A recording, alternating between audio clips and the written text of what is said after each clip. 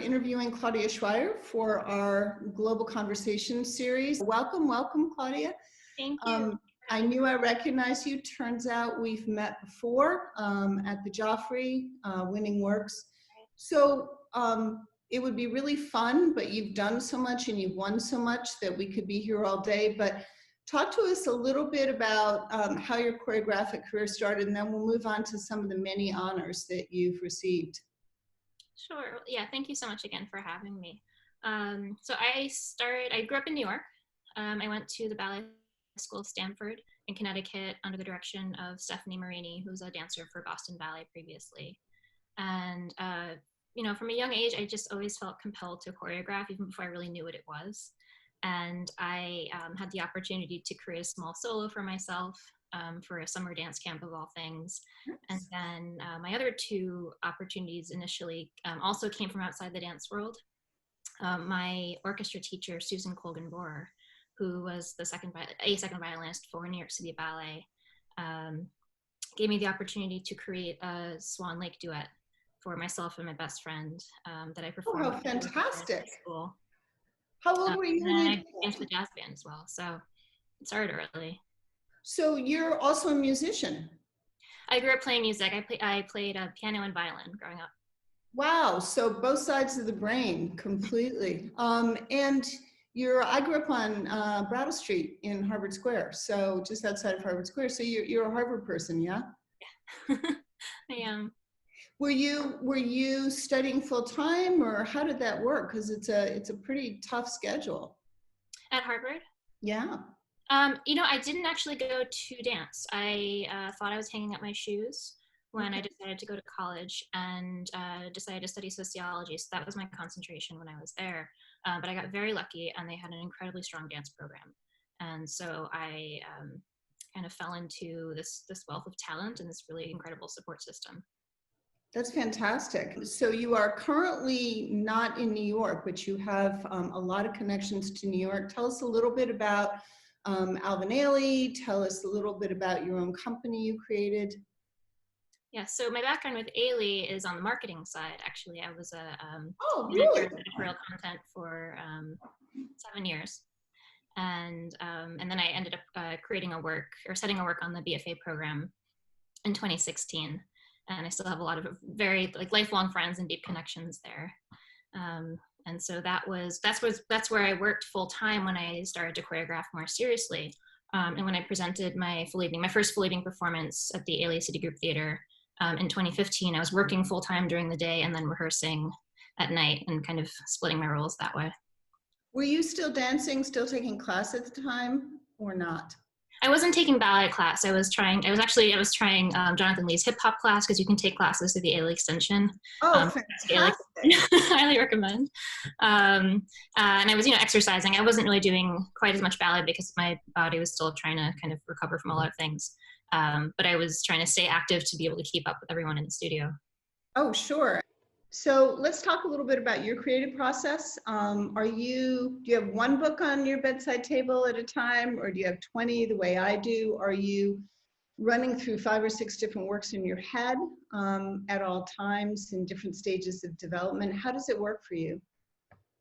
It depends on the project. I think from a practical standpoint, when I find that I have 1 or 2 works that I'm bouncing between, they enable me to balance things out. But I'm constantly listening to music, always looking for the next thing. And beyond that, I'm kind of just finding myself, I love to be out in nature. I find that to be very calming, a very grounding force, to kind of center myself and decide what feels like the right project to take on next. But I try not to overwhelm myself with content as much as I can. So you're, talk to us a little bit about owning your own company, because that's always, it's one of the models, which is have a company, choreograph on it, tour it, etc. Our second series is going to be about navigating the business of ballet, navigating whether it's a ballet school, a large company, a small company, and the new world that we're living in. Talk to us a little bit about your company and why you formed it, and what its successes were. Sure. For me, it was out of necessity. By by a stroke of luck, I happened upon in 2014 this competition called the Breaking Glass Project that was specifically for female choreographers. And in having won that, it afforded me a full evening performance of my own at the Citigroup Theater for the following year, which was the performance I was talking about before. Right. And so all of a sudden I said, oh my gosh, I won. Oh my gosh, I have to put on a full evening performance. Yep. Oh my gosh, what do I do? And it all kind of sprung from that. So I didn't necessarily set out to say, I want my own company. I want the freedom to produce my own works, which ended up being a wonderful benefit on the back end that I ended up following through on for other performances. But it happened to be that in order to present as myself, I needed to go through the motions. And I started out being sponsored by Fractured Atlas. And then in 2017, when I did the Joyce program, it made more sense to establish a 501c3 and an LLC and to establish myself with a larger, stronger foundation so that going forward, I could be a proper entity, both as an individual freelance artist and then as a company that could present works by dancers that I hire as contract workers. And you can go off in a million directions from there. Sure. What I will say is that with this current structure, it gives me the flexibility to self-present or to work on commission. And especially in this current environment, you do need that flexibility because it is incredibly difficult to keep a small arts organization going. And so you need to have the foundation to receive tax-deductible donations, and you need to have the flexibility to be able to go off and do another project if you want to bring in that funding to then support your own self-presented projects. That's a great point. That's a really great point. Talk a little bit to us about your first ballet with Atlanta Ballet and female resident choreographer, one of now 2 in the largest 25 companies in the United States. I don't know if you read our study on that, but until you, Jennifer Archibald was the only one in Cincinnati Ballet. So super exciting. Talk a little bit about how that came about. It came about through again, I'm just really grateful. I don't have a good answer for that. Gennady reached out to me a while back and offered me the commission for Atlanta Ballet. And from the outset, we discussed what the energy of the company was like at the current moment. There were a lot of new dancers coming in, a lot of young dancers, a lot of incredible talent. And so even before I got down to Atlanta and saw who I'd be working with, I started to sense that the work I wanted to create would have this driving energy and this exciting pulse to it as a through line. And once I got down there, all of those suspicions were confirmed in the best way. And I had a wonderful time working with them. So the ballet I created is called First Impulse. It's about 25 minutes for 16 dancers, 8 men, 8 women in 3 movements. And it's to music by an Estonian composer named Eino Tamberg. There have been a number of, or at least 2 other really strong female choreographers named resident choreographer at Atlanta Ballet. So Lori Stallings and Helen Pickett. So that's got to be, I mean, you've already seen the company, you've worked with them. There's got to be a really good comfort level. Atlanta's a fabulous city. Do you find openness to ballet, openness to at least derived from classical dance there? Do audiences get enthusiastic about it? Audiences are fantastic in Atlanta. I could not have asked for a warmer welcome and a more enthusiastic response. And it's a really heartening thing to see. And, I think that Gennady has his eye on what Atlanta is craving and what they are ready for. And ballet may not be the #1 thing to go see the way it is in New York, but that doesn't mean that there's not this appreciation for the arts and this hunger to see new work by younger dancers, younger artists, and younger musicians. So I love the city, and I'm really excited to go back. That's, it's interesting. That's the first time I've heard this. So talk a little bit about the advantages of being a resident choreographer. And I know we're sort of stopped in place for the moment, but plans that you might have? The benefits are enormous. And when you are given the opportunity to come to a return to a company for an extended period of time, you're able to put roots down in a way that ordinarily you wouldn't if you're jumping from commission to commission. And, for Atlanta in particular, I really admire and respect Gennadi's vision for the company going forward. And so I very much look forward to seeing, to being in conversation with him and seeing what he thinks would help the company grow, would help to help AB2 grow, to see how the Center for Dance Education can be integrated. And so holistically, we're looking at the organization overall, not just section to section to section, because that will ensure the growth of Atlanta Ballet for years to come and not just season to season. And then from an artistic standpoint, it gives me the opportunity to familiarize myself with the dancers on a much deeper level than one would if you're in the studio for only 5 weeks and then that's it. And so the work that I make in 2022/23 might look very different than it would were I to just drop in and do it at the outset, because I've had the opportunity to connect with these dancers and these artists in a more profound way for a longer period of time. So the opportunity is extraordinary, and I'm really grateful. I'm really intrigued and impressed at the sort of what comes across as a very strong partnership between you and Gennadi, and you're the first resident choreographer I've talked with who was interested in serving to help grow dance period, but also grow the audience, but also focus on the dance education aspect. And I think it's admirable. Can you talk just a little bit more about that? Because that's the first time I've heard a resident choreographer say, hey, I want to go work with students. Absolutely. I think when we have the conversation about how do we increase exposure to the arts, how do we diversify the dancers and the artists being brought in, it starts at the ground level. It starts very early on. And I am the beneficiary of that. I had music education from, very young. I saw my first ballet, American Ballet Theater, Sleeping Beauty at age 2. That was by age 3. And I started choreographing before I knew that women weren't supposed to choreograph. So the idea that that the education matters, it's nothing new, but I think particularly at this time, it's important to press pause and identify the ways in which we can make it seen as more essential, so that the goals that we're trying to reach later down the line can actually be put in motion. And that's hard to track, because we're talking about 15, 20 years worth of data and research and moving forward, but it starts so early. It really does. Yeah. I'm particularly intrigued, especially with what you said about not knowing you weren't supposed to do that, because so many young women coming through ballet, I'm not skinny enough, I'm not white enough, I'm not this, I'm not that. I'm supposed to live up to X ideal. And it sounds like you kind of just blew through all that, plus a musical family. So there's some confidence in thinking through musical pieces. But I have been pushing or thinking about classes, choreographic opportunities for younger girls. So I'm working with Pacific Northwest Ballet. There's a school here in Chicago. Alexei Kremenov is giving a scholarship for as young as 10 years old to choreograph a little. I'm fascinated by that. And it sounds like you're thinking along the same lines in some ways. Yeah, I mean, I think the earlier the better.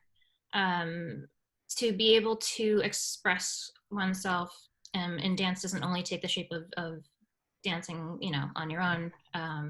And creation takes many forms. And so to give young women in particular the opportunity to explore and see if that's something that really speaks to them is invaluable. And if it propels them to go forward in any career, not just choreography, not just dance, the skills that one picks up in the ballet studio are not limited to the bar and center. There's a sense of leadership that you can gain from needing to speak out loud and say what's on your mind and mean it. That is kind of at the basis of choreography, and that can be translated to so many different professions and forms of leadership. And so it's the idea of cultivating these skills early and then seeing how they grow from there. I couldn't agree with you more. I was talking to Helen Pickett about this. My dad was in the Navy, and it sounds like, you start out with a duet and gradually get bigger and bigger, and eventually you're at a main stage production. So sort of like starting out with a small boat and ending up like running, an aircraft carrier or a cruiser, right? I mean, there's so many jobs you kind of have to be comfortable with. Yeah, there's just, I love looking at things holistically and understanding that it's not just the curtain up and the curtain going down, it's everything before and after in between. It sounds like it too, from the musical side and everything else. Okay, lightning round, you ready? All right. And then we'll circle back and do some, sort of touch on a couple of other things. Favorite dance memory? Okay, too many to count is the first answer, but sitting in Versailles this past summer and realizing I'd actually made my dream of working internationally come true. Oh, wonderful. Walk-on song? Your like pump you up song? We Found Love by Rihanna. Nice. Nice. Dream travel destination post-lockdown, because I think we're all starting to fantasize a little bit. Greece. I just need to see water and sun. Warm, turquoise, totally get it. Guilty pleasure. Currently, it's homemade grape nut ice cream, courtesy of my future mother-in-law. It's a Jamaican, well, she's not Jamaican, but she made it for me. It's a Jamaican specialty. How fantastic. I would love to try that sometime. Okay, romantic classical tutu or pancake tutu? Pancake. Okay, choose a scene, rubies, emeralds, or diamonds? Rubies. Almost all the choreographers have said that. Adagio or Grande Allegro? Grande Allegro. Favorite city? New York. There you go. There you go. Bar or center? Center. Okay. After Adagio. Beach or mountain? Beach. I need no water. Although in Greece, in my work, you can get both. Yeah. That's why you want to go to Greece, right? Point shoes, ballet slippers, barefoot, or I've been asking something else. For others, point shoes. For myself, heels. Okay, are you a heels girl? I'm so admiring. What are you doing during quarantine to stay productive? I don't think a problem for you, but you've probably got a list 20 miles long. I'm catching up. This is a good time to catch up on all this stuff that, the boring administrative stuff nobody wants to hear about. But it's also a great time to connect and see what others are creating. There's a lot of creativity happening in captivity right now. Rehearsal or performance? Oh, rehearsal. Yeah, me too. I like seeing how things come together. So you've obviously been doing a lot of thinking about the future of ballet and how to transmit the good stuff to the next generation. So, bigger question, what do you think might change the culture in dance or allow more women to emerge? If you'd asked me that question pre-pandemic, my answer would have been different. I think now we're really at a point where there has to be a paradigm shift, and we're hitting a moment where all hands on deck are needed in a way that we have never seen before. And so, the conversation has gotten to a point, thanks to DDP and other organizations shining a light on the need for more women in dance, to the point where the wheel is slowly moving forward. Yep. But as we've said before, leadership is essential, and nothing is going to get done unless we have women, strong women in power who can make decisions that impact the future of the arts. We're at a crucial period where companies are going to succeed or fail based on decisions that might seem minute at the time and might be cataclysmic depending on how things turn out. So the level of trust that needs to be placed in women in the arts and in female choreographers and in female dancers and you name it, carries a level of importance that it never has before. And we need to treat that as dire as it is. Sure. And I think that's a fascinating answer on a number of levels. So first of all, I do a lot of other philanthropy, and there's a lot of big conversations going on about philanthropy in general and the performing arts in particular. But I'm fascinated that an industry like ballet, which is supposed to be creative, doesn't come up with very creative responses sometimes. And what you're saying is making me wonder, do we have to go back to the safe stuff because that's the way we're going to survive, right? It's like, well, we can't have a blockbuster with all Black characters and then Black Panther comes out, right? It's this, we have to keep doing the same thing over and over if we're going to survive. It sounds like saying the opposite. Yeah, or some combination. I don't think we need to eliminate the classics just because you know, things are changing, but we can't just accept status quo and accept the way things have been because that's what we're familiar with. We can't just go back to the way things were because we knew it worked before. Well, nothing's going to work the same way now. Yep. Nothing. Everything's changing. So if there were ever a time to shift perspective, it would be now. That's actually a really hopeful message. It really is. Yeah. I'm going to drill down just a little bit, and you don't have to have an answer for this, but we always ask for feedback. So what are we not doing? What should be, I mean, mind you, with very small funding, what can we do to further help women, help diversify the field, make it more interesting? I mean, it's certainly not a critique at all. I think what I often find is that we as female artists are inorganically separated. And what I mean by that is we're kind of, in celebrating each of us, it ends up pitting us against each other to compete for opportunities that are, you know, perhaps highly publicized, but not widely open and widely accessible. And so then the conversations at certain levels are, they're stymied because we don't have the freedom and the flexibility to offer support to one another or to share ideas or share contacts or whatever it is. You know, I'm not speaking personally for all of these, but I just know from having spoken to others that until, you know, it goes back to what we were saying before, until there's, you know, more of us, until there's strength in numbers, those of us who do have the opportunity have a responsibility to those who are not as widely known, don't have as many opportunities, don't have some of the connections that others do, so that it's a more equitable atmosphere.